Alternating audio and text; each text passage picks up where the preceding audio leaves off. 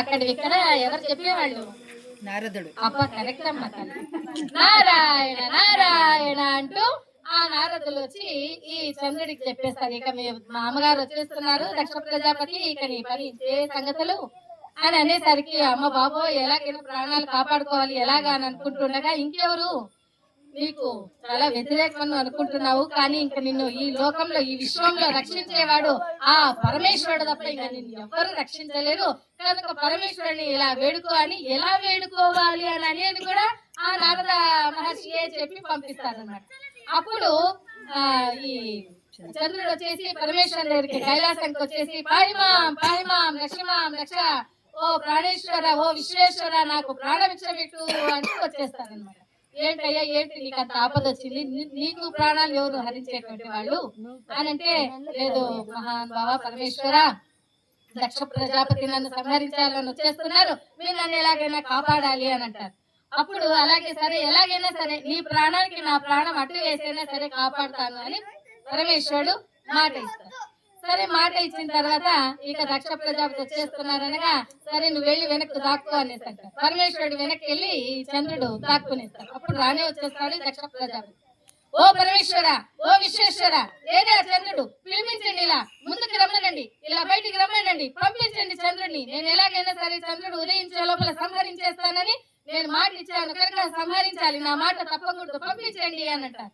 అప్పుడు పరమేశ్వరుడు అంటాడు, ఓ దక్ష నేను కూడా ఉపేక్షిస్తున్నాను నీకోసం, నీవు కూడా నాకు అర్హతలు కూడా ఏమి ఆహుతులు ఇవ్వకుండా నిరీశ్వర యాగ ఫలితాన్ని నాకు ఇవ్వకుండా మిగతా దేవతలకు ఇస్తూ నాకు తెలియకుండా నువ్వు కూడా హోమాది కార్యక్రమాలన్నీ చేసేస్తున్నావు, నేను కూడా నిన్ను ఉపేక్షిస్తున్నాను కనుక నా మాట కూడా పోగొట్టుకోకూడదు, నేను కూడా కాపాడుతానని మాట ఇచ్చాను కనుక నేను పంపించేది లేదు అంట.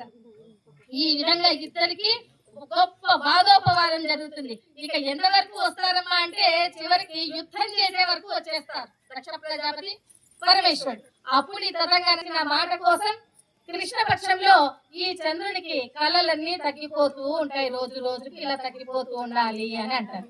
అలాగే ఈ శుక్లపక్షంలో పరమేశ్వరుడు కూడా మాట ఇచ్చారు కనుక ఆయన మాట కూడా తప్పకూడదు కనుక పరమేశ్వరుడి కోసం ఈ చంద్రుడికి కళలు పెరుగుతూ వస్తాయి అని గొప్ప వరం ఇచ్చేస్తాడు. అప్పుడు ఈ చంద్రుడు అమ్మ బాబోయ్ ప్రాణాలు నిలబెట్టుకున్నానని, ఓ ప్రాణేశ్వర విశ్వేశ్వర నా ప్రాణాలు మీరు కాపాడారు కనుక నేను ఆ జన్మంతం మీ శిరస్సును అలంకరిస్తాను అని అనగా, అప్పుడు పరమేశ్వరుడు తీసుకొని ఆ చంద్రుని తన జటాజూటం మీద తల మీద పెట్టుకొని అలంకరించుకుంటారన్నమాట. అప్పటి నుంచి ఆయన్ని శశాంక శేఖరుడు అంటారు. ఏమంటారమ్మా? శశాంక శేఖరుడు అంటారు. సోమశేఖరుడు అని, ఆ సోమునికి వారం కనుక సోమవారం అని, కనుక సోమవారం ఎవరైతే కార్తీక సోమవారం దీపాదులతో చక్కని సంధ్యా సమయ వేళ అలంకరిస్తారో, మహాలక్ష్మి పూజలు జరుపుతారో, దీప జ్యోతి పూజలు జరుపుతారో వారంతా నాకు చాలా ప్రీతి.